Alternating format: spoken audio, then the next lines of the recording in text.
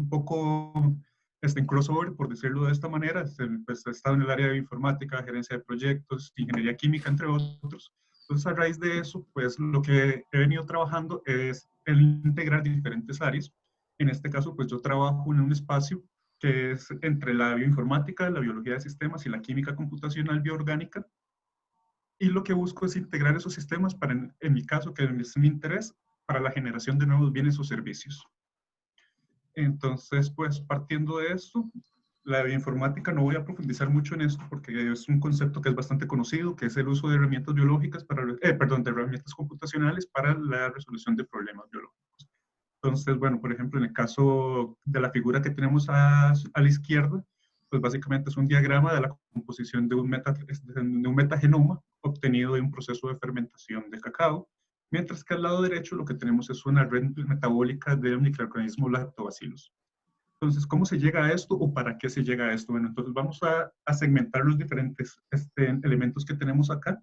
Voy a comenzar por el tema de la química computacional, ¿verdad? Que es una rama que básicamente lo que utiliza son simulaciones por computadora para resolver problemas químicos. ¿Por qué la química computacional en este caso es interesante, por lo menos para nosotros? Porque realmente todos los organismos vivos y todos los procesos biológicos son regidos por procesos químicos, por reacciones químicas. Todos los procesos enzimáticos, cualquier otra cosa que usted quiera analizar, o cualquier aspecto biológico que usted quiera analizar, realmente responde a una reacción química. Entonces, cuando hablamos de química computacional, podemos hablar de un campo tremendamente amplio, ¿verdad? O sea, la química tenemos química orgánica, inorgánica, bioquímica, etcétera. Entonces, yo en mi caso me he enfocado a lo que es la química bioorgánica, que básicamente es el uso o el diseño de pequeñas proteínas para una aplicación terapéutica o para un proceso que permita mejorar la salud o la percepción del individuo de algún producto. Entonces, en este caso, pues normalmente lo que utilizo son herramientas de modelamiento computacional, por ejemplo, cálculos de dinámica molecular o de dinámica cuántica, lo que nos permite es predecir el comportamiento de ciertas moléculas, aunque estas ni siquiera se hayan sintetizado en un laboratorio. Entonces, en este caso, ¿verdad? También, como les decíamos, se trabaja lo que son moléculas pequeñas. En este caso podemos hablar de péptidos, de proteínas, pero no realmente podemos hablar de péptidos. Entonces, en la química computacional, uno de los grandes aportes que tiene en este caso es el hecho de que podemos modelar estructuras secundarias o terciarias de secuencias de aminoácidos e incluso poder predecir su comportamiento. Entonces, en este caso, bueno, por ejemplo, esto se habla de los péptidos que tienen un potencial para poder romper la cápside del virus de inmunodeficiencia humana, pero resulta que estas proteínas en sí tienen un contacto con el mismo efectivo y tienen otra serie de problemas, pero al poder combinarlas para generar una proteína híbrida, su actividad para poder atacar la cápside se ve incrementada, y esto es uno de los beneficios que permite la química computacional a través de simulaciones. Por ejemplo, en este caso, las reacciones que se van a dar van a depender, que son a muy alta velocidad, entonces eso nos permitiría poder comprobarlo en un laboratorio. Por ejemplo, si yo pongo la proteína y pongo el virus, no voy a poder ver qué sucede. Sin embargo, a nivel computacional, yo puedo ralentizar ese proceso, puedo simularlo, cómo cómo se estarían plegando a lo largo del tiempo, y en este caso, pues logramos obtener una proteína híbrida con un potencial interesante. Entonces, la relevancia en este caso, o de lo que estamos viendo entre la química computacional y bioorgánica, son dos elementos: uno el diseño de moléculas, el otro el trabajo con péptidos para comprender la biología detrás del funcionamiento de estos. En este caso, inclusive, pues estamos hablando de simulaciones de alrededor de 10 nanosegundos. Y irónicamente, a pesar de que son simulaciones de 10 nanosegundos, los cálculos matemáticos que hay detrás de este tipo de simulaciones normalmente pueden tomar 48 horas a una semana, dependiendo de la complejidad de lo que se esté analizando. Pero en este caso, pues como era una interacción realmente de una proteína, son análisis que duran alrededor de unas 48 horas. En el caso del diseño de nuevos compuestos, este es todavía más interesante, o por lo menos para mí, porque permite agilizar el proceso de descubrimiento de fármacos. Entonces, en este caso, bueno, en esta molécula que tenemos acá, es el andamio o el scaffold, la base de la que se construyen la mayoría de antioxidantes que se encuentran presentes tanto en cacao como en café. Pero la idea de esto era ver cómo podíamos mejorar el potencial antioxidante de una molécula en específico llamada naringenina que se encuentra en el cacao. Entonces, esta molécula simplemente lo que hace a nivel computacional es buscar lo que son los cinco, identificar los grupos funcionales que puedan ser fácilmente sustituibles. En este caso, pues se plantea un escenario donde tenemos 37 grupos funcionales que tienen un alto potencial para poder ser aceptores, donadores de electrones, que es donde radica el potencial antioxidante de una molécula, y comenzamos a hacer una combinación de estos 37 grupos funcionales en cada uno de estos carbonos. Entonces, ¿a qué me refiero con esto? Perdón. Vamos a tomar el carbono 1, por decirlo de cierta manera, y en este carbono vamos a generar, a ir agregando un grupo funcional, luego lo sustituimos por otro, por otro, por otro.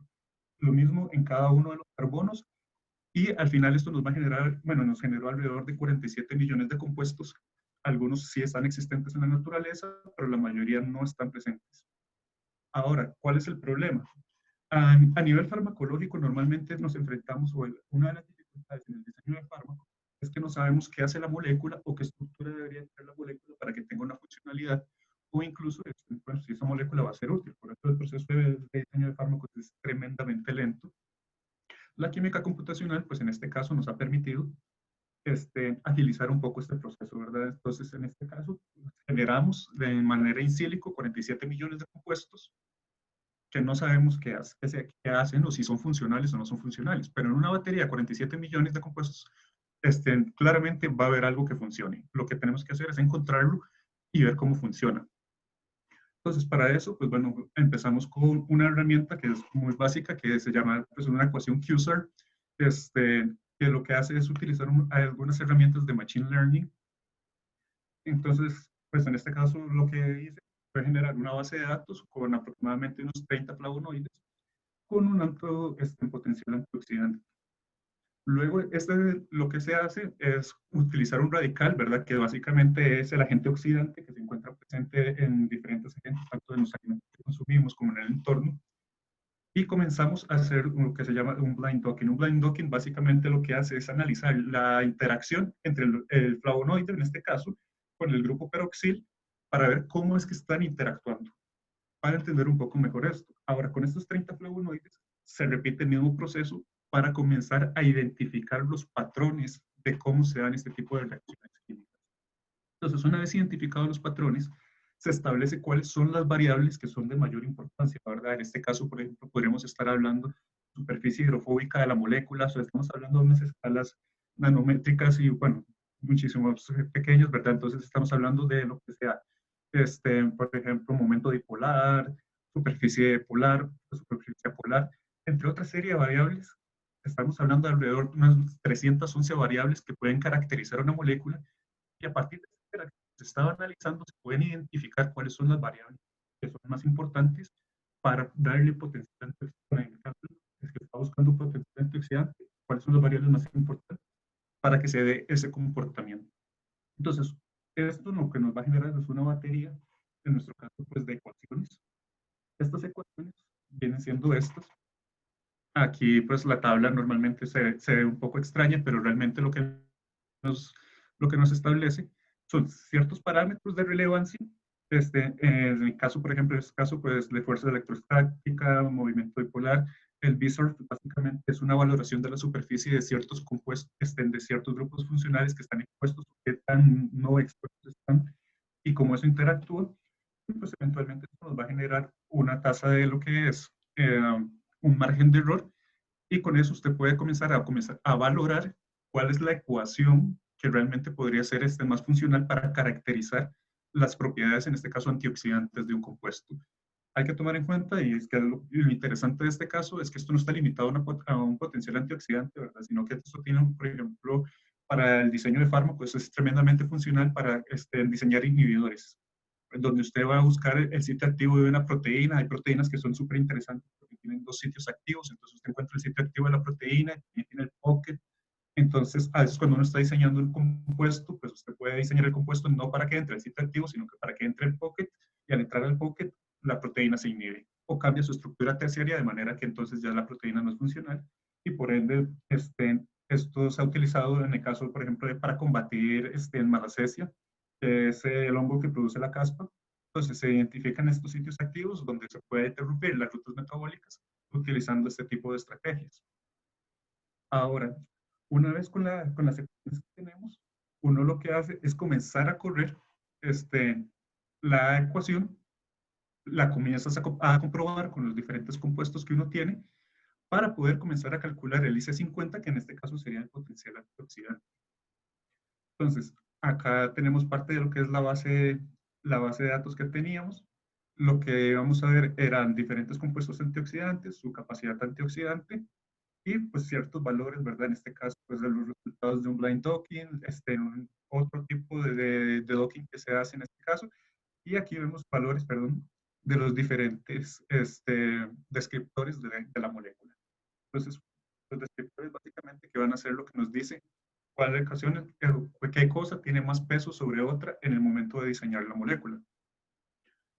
Partiendo de eso, pues obviamente, como estamos trabajando con esto, lo que está generando es un modelo de Machine Learning que está aprendiendo o que está elucidando cómo se está comportando lo que es un compuesto antioxidante o cómo es que funciona.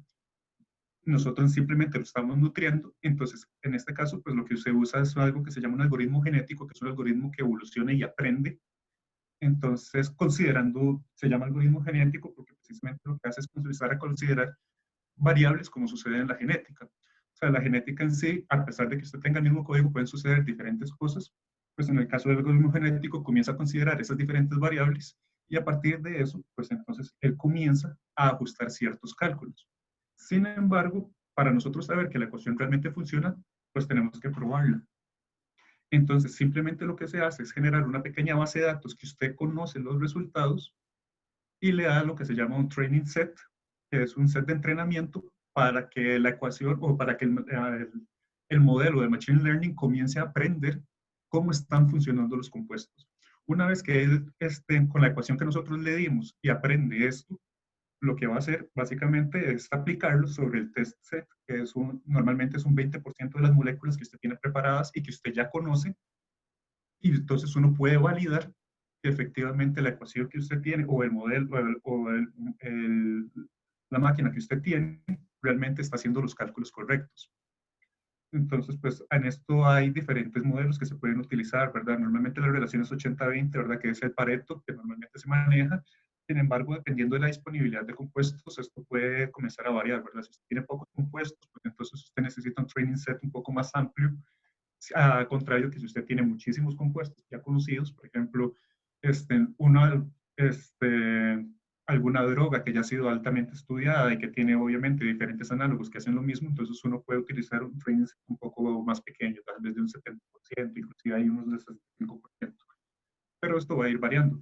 Una vez que entonces el modelo que uno tiene ya está entrenado, ya está pues funcional y que ya está validado, comenzamos entonces a lo que es a hacer lo que es la aplicación sobre los 47 millones de moléculas que teníamos.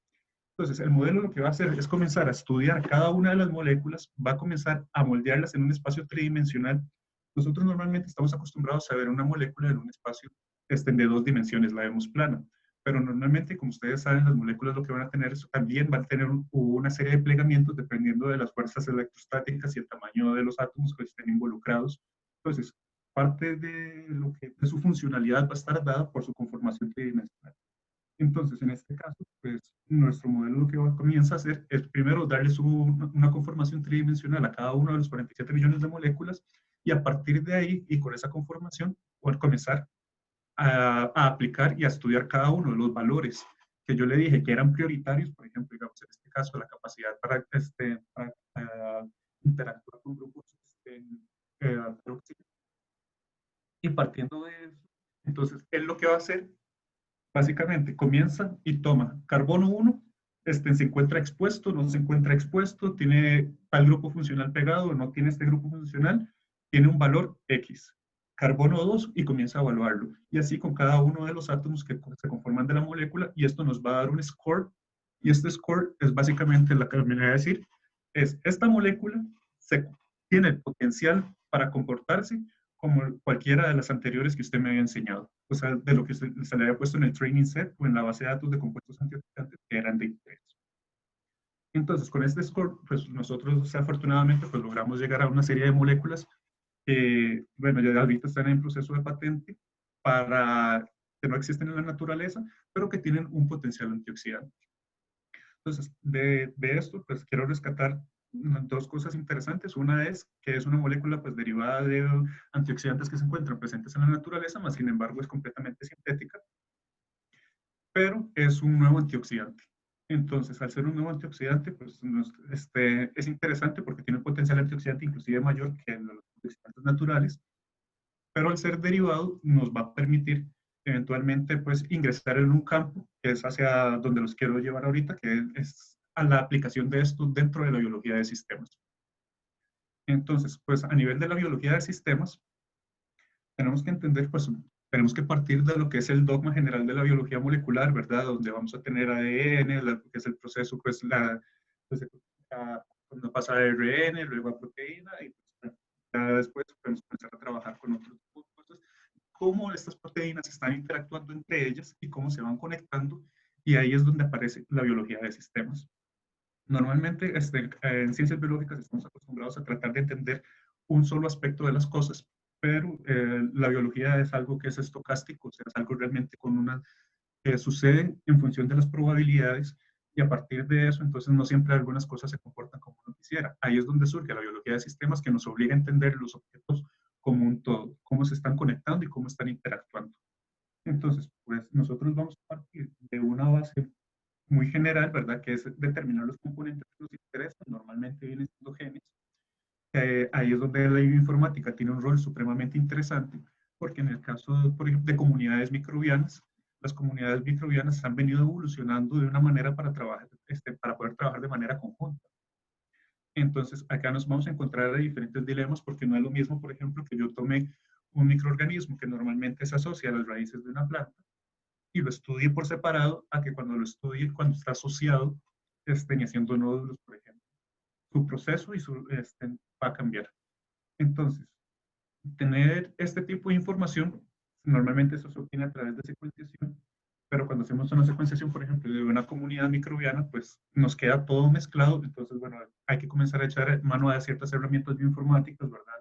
Los OTUs, por ejemplo, que lo que nos va a permitir es comenzar a segmentar qué microorganismos están presentes dentro de toda esa secuenciación que yo tuve, porque esa secuenciación básicamente, digamos, si usted toma una comunidad microbiana, por ejemplo, la que se encuentra en un proceso de fermentación complejo como el cacao, que normalmente usted va a tener más de 50, 60 microorganismos, si yo tomo una muestra y hago pues podría ser un aislamiento, pero eso me va a tomar más trabajo que simplemente agarrarlo, hacer la secuenciación y luego poder, a través de herramientas bioinformáticas, segmentarlo. Entonces, una vez que yo logre segmentar toda esta información y ya caractericé los diferentes microorganismos que tengo, puedo comenzar a identificar, por ejemplo, a qué codifica cada gen.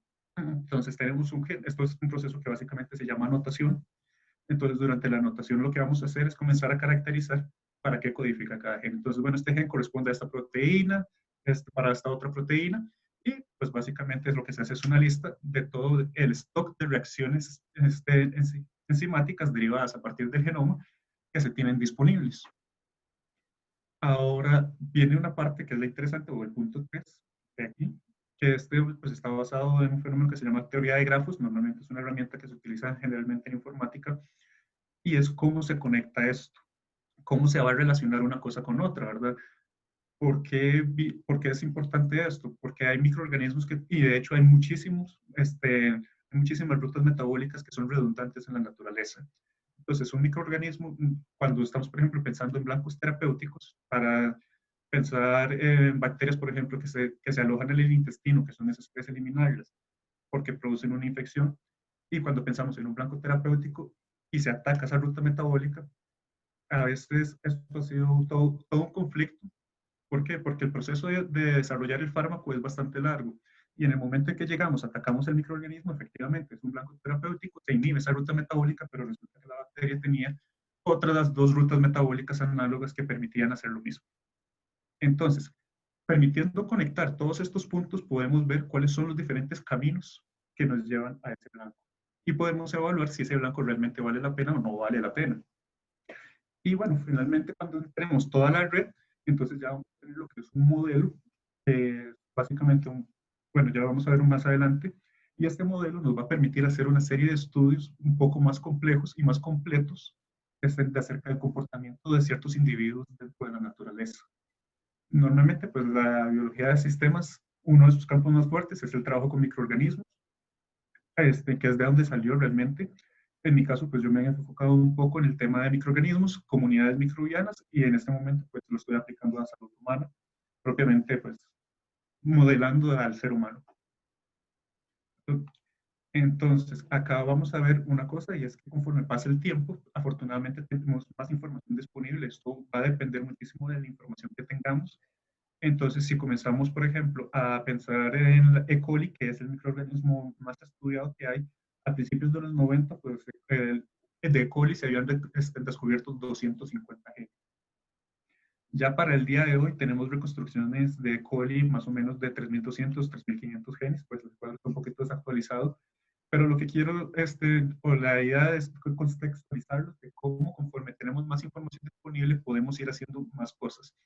En este caso, en los últimos 20, bueno, en los 22 años que representa este cuadro, podemos ver que cambió la cantidad de reacciones químicas identificadas, por ejemplo, en E. coli, que andaban alrededor de 120 a 2.500 reacciones químicas. Lo mismo sucedió con el número de genes, donde podemos ver que realmente en la cantidad de genes identificados eran alrededor de 210 y con el paso del tiempo pasamos a 1.300 genes.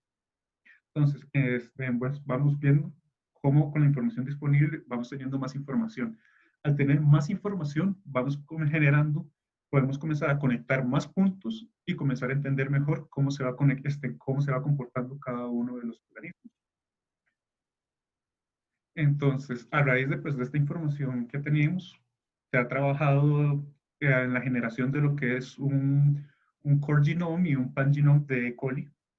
Entonces, el core genome básicamente es el set de genes que se encuentra presente en todas las cepas de E. coli, mientras que el pangenome, pues son todos los genes que pertenecen a E. coli, toda la colección de genes.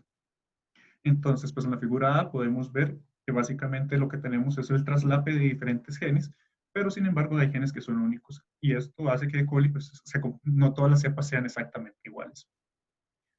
A raíz de eso, pues con este tipo de análisis uno puede comenzar a caracterizar a qué pertenece cada reacción química, ¿verdad? Entonces, en este caso, podemos ver que lo que son el metabolismo de carbohidratos, en este caso, es muy diverso a lo largo de E. coli, ¿verdad? Representando menos del 50% de reacciones conservadas dentro del core genome, lo que nos diría que, por ejemplo, si quisiéramos por A por B atacar una ruta metabólica, o sea, digamos, queremos eliminar E. coli, el metabolismo de carbohidratos realmente no es un lugar a atacar porque es altamente diverso dentro de, dentro de todas las cepas que tenemos de este microorganismo. Por el otro lado, si vemos el transporte de membrana externo, lo que vamos a encontrar es que este es uno de los más conservados y que la mayoría de los genes se encuentran en el core genome. Eso quiere decir que la mayoría de colis sí comparten la estructura genética de este subsistema y a raíz de esto podría ser un subsistema interesante para ser atacado o para ser estudiado de alguna otra manera, dependiendo de lo que uno quiera. Partiendo de eso, pues la idea es generar modelos, entonces tenemos que tener que tener en cuenta de que los modelos, o que es un modelo, ¿verdad? Y un modelo simplemente es una representación de un objeto o de un proceso que explica características de ellos. Aquí hay algo importante y es que los modelos no son perfectos. Los modelos representan un momento en el tiempo y bajo unas condiciones.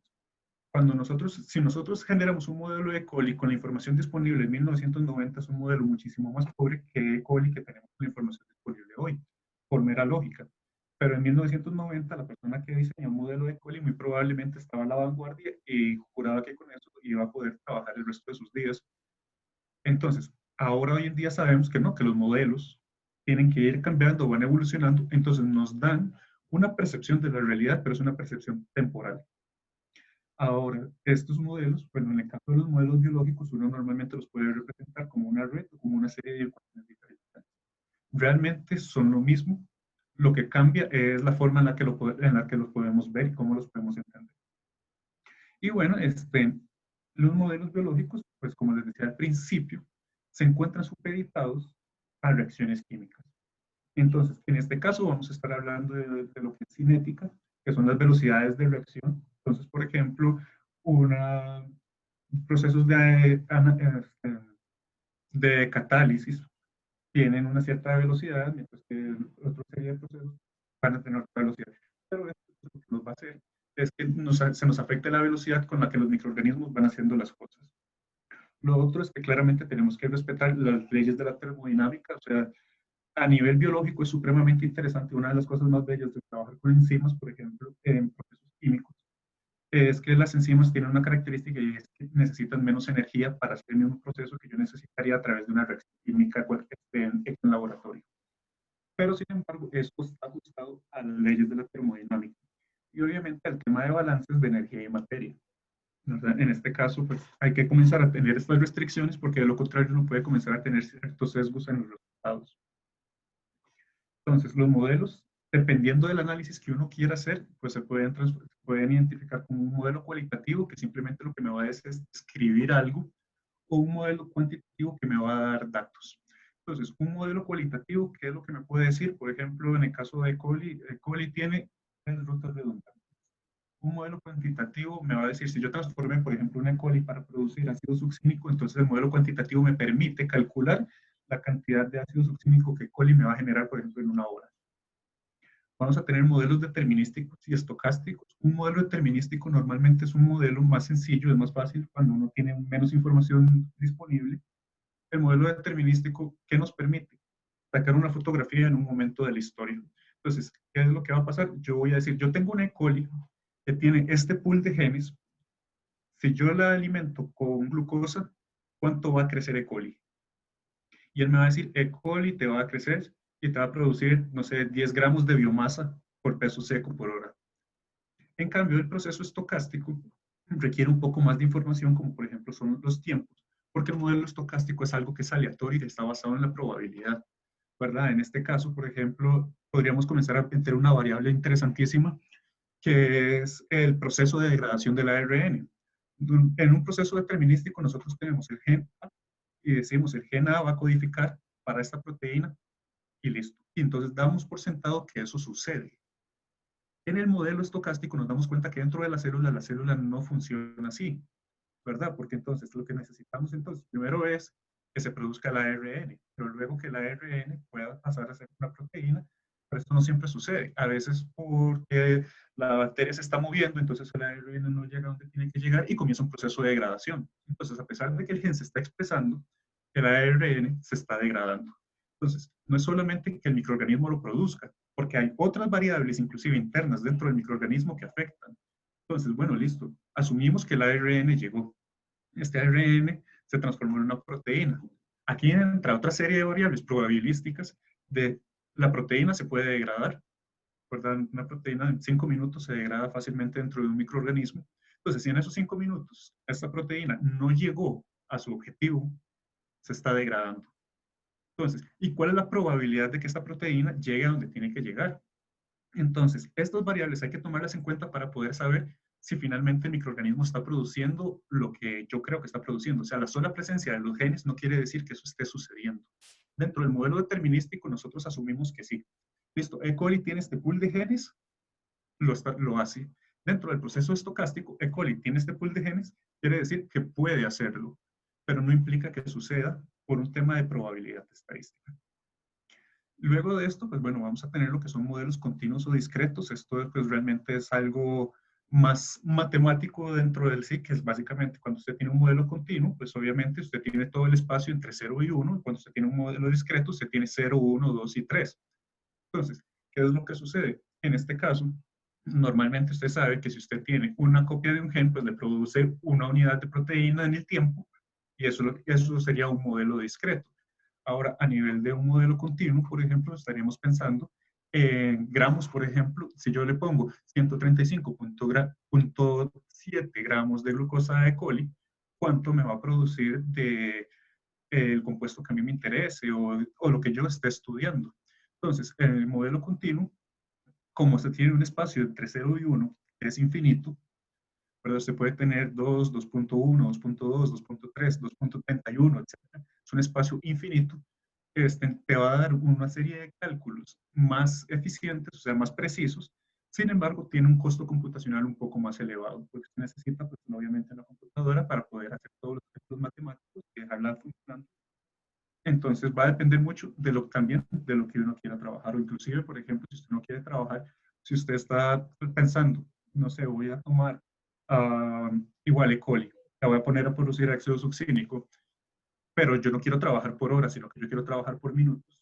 Bueno, ya ahí va a cambiar el modelo porque yo lo que quiero es optimizar tal vez el proceso de la producción en el tiempo y a mí no me sirve tener el bioreactor funcionando las 24 horas porque esto consume reactivos y consume energía. Entonces voy a comenzar a cambiar el tiempo para comenzar a jugar con el tiempo, pues usted pasa a un modelo continuo donde usted va a tener muchas ventanas de tiempo porque usted no solamente tiene pues las horas, los minutos, los segundos, sino que pues eso se podría seguir extendiendo a lo largo del infinito. Entonces, para modelar eso, pues tendríamos el modelo continuo. Entonces, mucho del tipo de modelo que vamos a trabajar va a depender de la información disponible y de qué es lo que uno quiera hacer. Y finalmente, pues tenemos un modelo que puede ser en estado estacionario o en estado transiente. El estado estacionario es muy simple, va de la mano con el modelo determinístico y es, bueno, yo voy a tomar una foto de coli en este momento y esto es un estado estacionario, donde me dice que la cantidad de, pues, de metabolitos que están ingresando al sistema es exactamente igual a la que sale.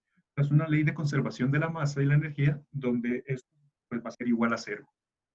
Entonces, entran tantos moles de un compuesto, salen tantos moles, pero la cantidad de masa no cambió a lo largo del tiempo. En el estado transiente comenzamos a considerar la variable tiempo y volvemos al punto, pues un modelo un poco más confiable.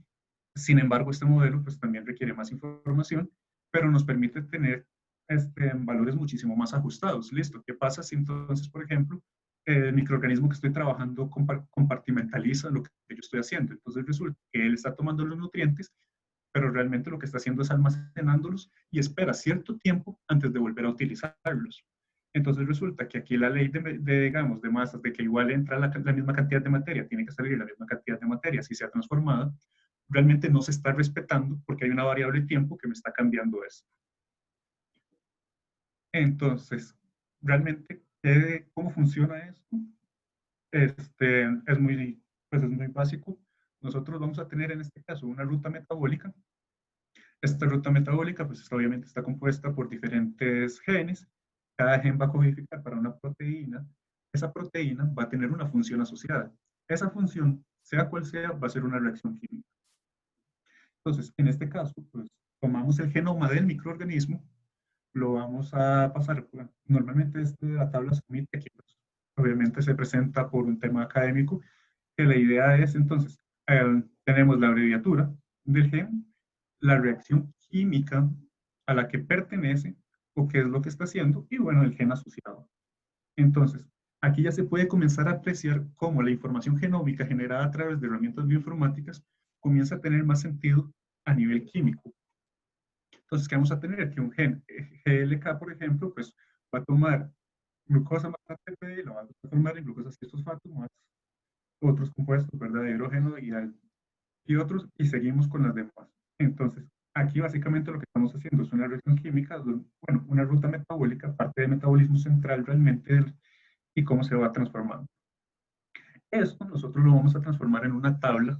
Esta tabla es donde lo que viene siendo realmente, se llama matriz estequiométrica, y lo que me va a decir es en qué momento del ciclo de vida del microorganismo se produce y se consume uno u otro, ¿verdad? Entonces, en este caso vamos a ver lo que es la primera fila, perdón, la primera columna, sí, primera fila y primera columna, y vamos a ver que durante la reacción Hex 1 hay un consumo de ATP. En la siguiente reacción no hay un consumo, en PFK también tenemos un consumo.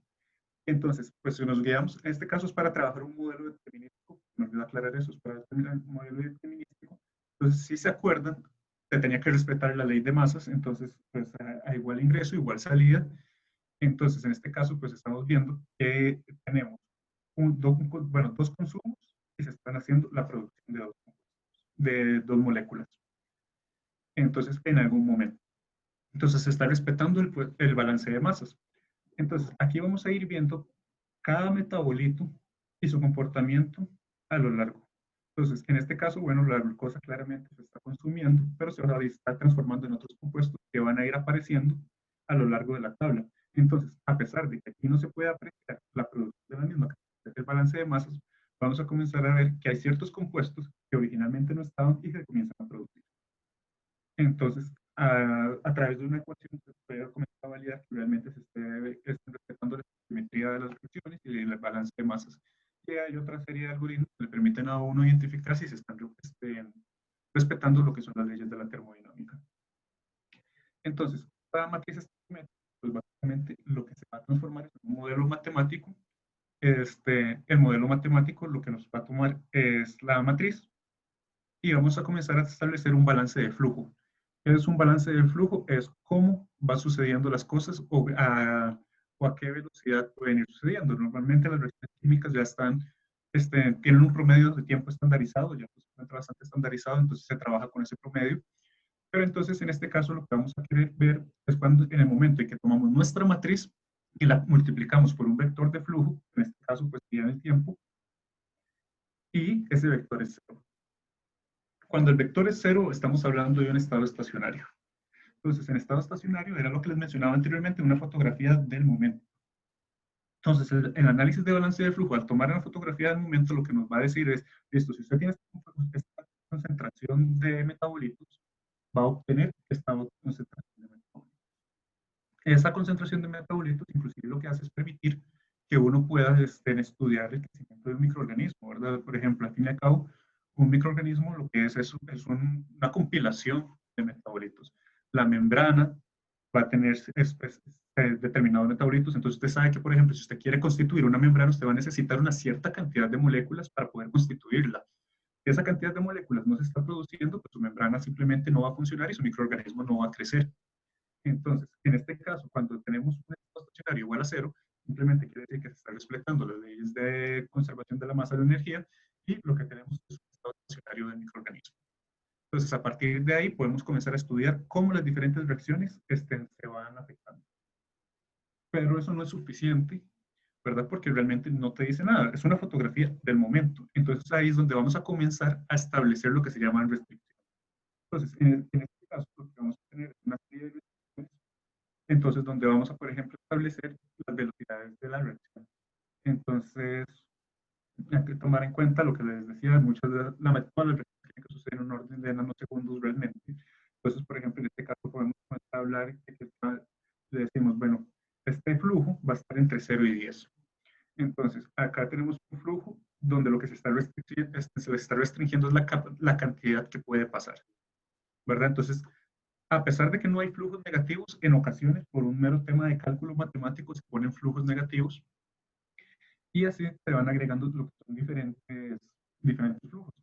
Esto normalmente se trabaja en diferentes herramientas, ¿verdad? Normalmente lo que viene siendo MATLAB, está Cobra Toolbox, que es una herramienta que está diseñada estrictamente para lo que es biología de sistemas, que permite hacer estas reconstrucciones de manera automática.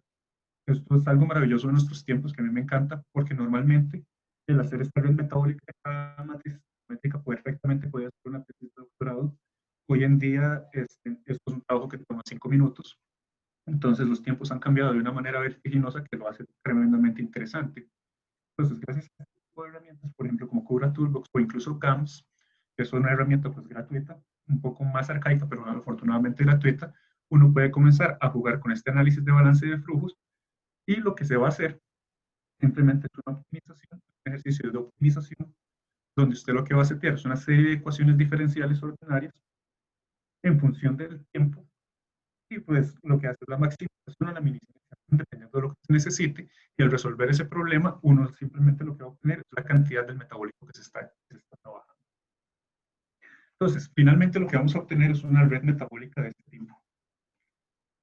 Todo este proceso que veníamos hablando, ¿verdad? De hacer estas matrices geométricas, multiplicarla por vectores, resolver ecuaciones diferenciales, etcétera, que normalmente pues, se se hace a través de estas herramientas. Bueno, yo en mi caso personal prefiero trabajar con MATLAB, me parece un poco más robusto.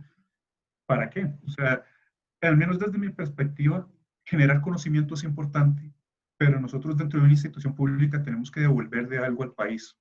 Entonces, el conocimiento per se no genera un valor agregado. Entonces, yo me he enfocado en un tema, por ejemplo, de procesos industriales.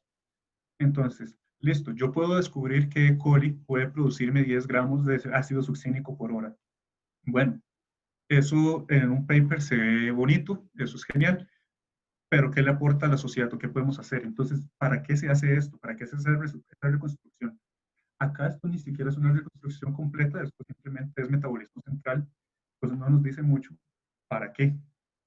Bueno, aquí vamos a comenzar a ver entonces el tema de lo que es la ingeniería metabólica. Entonces, pues obviamente lo que nos va a permitir comenzar a establecer modificaciones que le podemos hacer a los microorganismos para que produzcan algo, para que cambien algo que a nosotros nos interesa. Uno de los proyectos más interesantes en los que he estado precisamente ha sido en el área de biofísica, que era estudiando la persistencia bacteriana. ¿Por qué? Porque la persistencia bacteriana es un proceso aleatorio. Si usted toma un conjunto de microorganismos, usted se va a dar cuenta que todos comparten el mismo genoma, básicamente. Entonces, todos deberían de comportarse exactamente igual. Pero en ciertas condiciones, siempre hay uno que llega y expresa persistencia. ¿Qué fenómeno es el que hace que expresa persistencia? Entonces, a través de ingeniería metabólica y a través de las construcciones de estas redes, podemos ver qué está cambiando en ese microorganismo y podemos atacar este fenómeno de persistencia. Un fenómeno que a nivel hospitalario completamente gravísimo, porque cuando hacemos la exposición a antibióticos, bueno, hoy en día hay microorganismos que tienen resistencia a antibióticos, pero también hay otros que aunque no presenten esa resistencia, al presentar persistencia, tu membrana se vuelve más rígida, no hay permeabilidad del antibiótico, se mueren todos los microorganismos y cuando el antibiótico salió del cuerpo, pues este microorganismo regresa a su estado natural y comienza a reproducirse, por lo que tenemos una reinfección. Entonces, comenzando a estudiar este tipo de cosas, podemos comenzar a estudiar cómo se relacionan los microorganismos dentro y qué podemos hacer para poder afectarlos, ¿verdad? Hay ciertas ideas de ingeniería metabólica, por ejemplo, para afectar, si no estoy mal, Clostridium, que es para enfrentar la diarrea. Entonces, podemos comenzar a estudiar la interacción entre especies.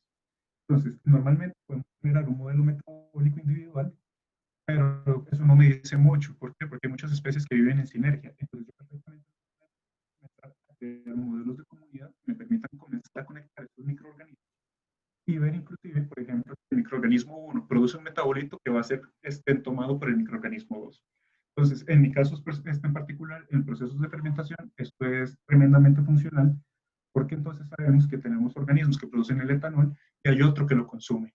Entonces, a la hora de optimizar un proceso de fermentación, no basta con decir, bueno, yo voy a poner la mejor levadura y yo voy a poner la mejor bacteria láctica y voy a poner la mejor bacteria para obtener, por ejemplo, una semilla de cacao perfectamente madurada. Porque no solamente tomar el mejor microorganismo, sino cómo se interactúan entre ellos. ¿Por qué? Porque entonces cuando nosotros tenemos una fermentación, ¿qué es lo que pasa en la fermentación? La fermentación comienza con un consumo de glucosa muy alto, por lo que vamos a tener levaduras como Saccharomyces creciendo de una manera abismal, pero luego cuando ya baja la disponibilidad del azúcar, pues la población de Saccharomyces baja, pero entonces vamos a tener bacterias ácido-acéticas que toman estos metabolitos que excretó Saccharomyces al medio, se nutren de ellos e irónicamente, y lo más interesante es que entonces estos microorganismos comienzan a crecer exponencialmente, por ejemplo, a partir del día 3 de la fermentación, y los metabolitos que ellos excretan normalmente vienen siendo compuestos antioxidantes, flavonoides o compuestos aromáticos asociados al sabor y al color que pasan a la semilla del cacao y eso es lo que se encarga de dar un cacao de calidad. Lo mismo sucede, por ejemplo, en el caso del café y en otros procesos de fermentación dependientes de comunidades. Entonces, este tipo de reconstrucciones nos va a permitir comenzar a entender cómo se van conectando ellas. Obviamente podemos comenzar a hacer estudios filogenéticos, ¿verdad? Cuando estamos hablando de PAN y core genomes y los subsistemas que ellos tienen, podemos comenzar a entender cómo estos microorganismos se han ido derivando a partir de ancestros comunes o qué es lo que ha sucedido a nivel genético. Obviamente análisis topológicos. El análisis topológico básicamente es estudiar la red, que era lo que les venía mencionando. Entonces entender que si en el punto B de esta red metabólica, por ejemplo acá, yo quisiera inhibirla, bueno, vale la pena inhibir entonces esta reacción. Pues no, porque realmente, aparentemente aquí tenemos un camino paralelo que permite estar en el ciclo. Entonces, no es relevante hacerlo, pero a partir de la topología podemos comenzar a identificar nodos y puntos clave que podría ser interesantes estudiar para poder, en este caso, atacarlo o potenciarlo, ¿verdad? También no necesariamente todo tiene que ser que quiero destruirlo, sino que también puede ser que lo quiero potenciar. En el caso de microorganismos que producen compuestos benéficos, pues la idea sería potenciar eso para poder incrementar la producción cuando estemos trabajando en un bioreactor o si estamos haciendo una producción en masa para generar mayor rentabilidad. Entonces, y bueno, el punto clave que es el direccionamiento de fármacos. Entonces, en este caso, pues lo que nos permite es encontrar puntos clave que afecten el crecimiento del microorganismo y que ese sea un blanco terapéutico. Ahora, ¿cómo se relacionaba la primera parte de química computacional con esta segunda parte de biología de sistemas? Bueno, en este momento una de las cosas que estoy trabajando es, al menos para mí es interesante, porque lo que estoy haciendo es generando estos compuestos que les decía que son derivados naturales, pero que son sintéticos porque no existen en la naturaleza, haciendo que microorganismos los puedan producir. Entonces, lo que se hace es todo un estudio macro de bases de datos, donde comenzamos a ver qué posibles enzimas podrían generarme la reacción química que necesito para generar la sustitución del grupo funcional del compuesto para que este compuesto pueda ser producido dentro del microorganismo. Entonces, aquí ya entra todo un juego, porque no es solamente tener el compuesto, tiene un potencial antioxidante más alto, pero que por síntesis química sería más costoso que hacerlo por síntesis biológica, sino que entonces estamos comenzando a asociar el pool de genes disponibles que tenemos en este momento en bases de datos, en Keck, en NCBI, ¿verdad? En la base de datos del Ensemble, bueno, de Adembo, y cómo los podemos integrar a esto. ¿Por qué es importante la integración de las redes? Porque va a pasar algo. También si yo a un microorganismo llego y simplemente le meto genes, el microorganismo para poder comenzar a producir lo que yo le estoy metiendo va a tener que hacer un esfuerzo mayor y ese esfuerzo mayor va a repercutir en su crecimiento, en su fitness. Entonces, el fitness bacteriano se ve afectado y el microorganismo, al no crecer a la velocidad que yo esperaba que creciera, pues claramente entonces va a producir menos. Entonces, a veces uno dice, bueno, pero es que yo le metí estos genes, debería de producirlo en esta cantidad. O no, él ya producía esto porque ahora no lo está produciendo. Y es porque tal vez esos genes implican una carga para el sistema, por lo que el microorganismo tiene que dedicar recursos y energía y por ende no crece. Entonces, este modelamiento de redes también nos permite comenzar a entender esto y pues en mi caso particular, a través de lo que es pues retrosíntesis y búsqueda de estas rutas metabólicas, la idea es obtener un microorganismo que te haga la capacidad de hacer síntesis de compuestos químicos completamente sintéticos, pero a partir de reacciones químicas biológicas. Entonces, así es como se van enlazando estas diferentes áreas. Y la razón por de contarles esto también para mí es importante, yo me gustaría que se lleven más allá de para qué sirve la biología de sistemas, es el hecho de que hoy en día los campos de conocimiento son transversales. Y entonces, pues bueno, en este caso tenemos una mezcla de química, de computación y de biología que nos permite, pues obviamente, comenzar a apuntar hacia la mejora de la calidad de vida de las personas. Entonces, en este caso, bueno, tenemos algunos compuestos, algunos proyectos vigentes, que es, bueno, la optimización de la producción de compuestos de interés comercial. En este caso tenemos, bueno, lo que son fármacos y antioxidantes principalmente.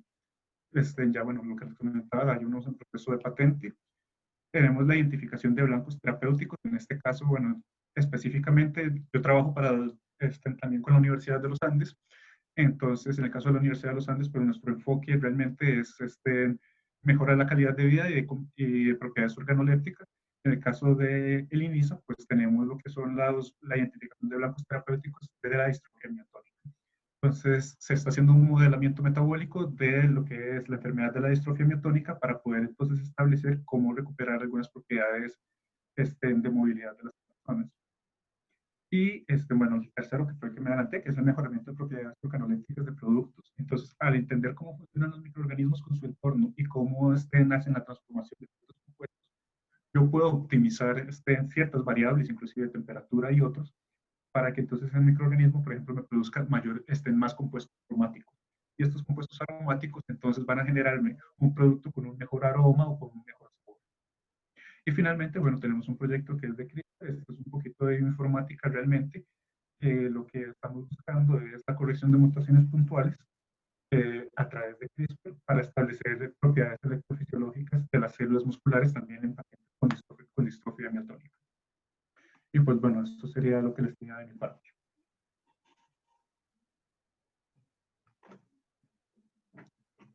Keylor, te devuelvo el micrófono.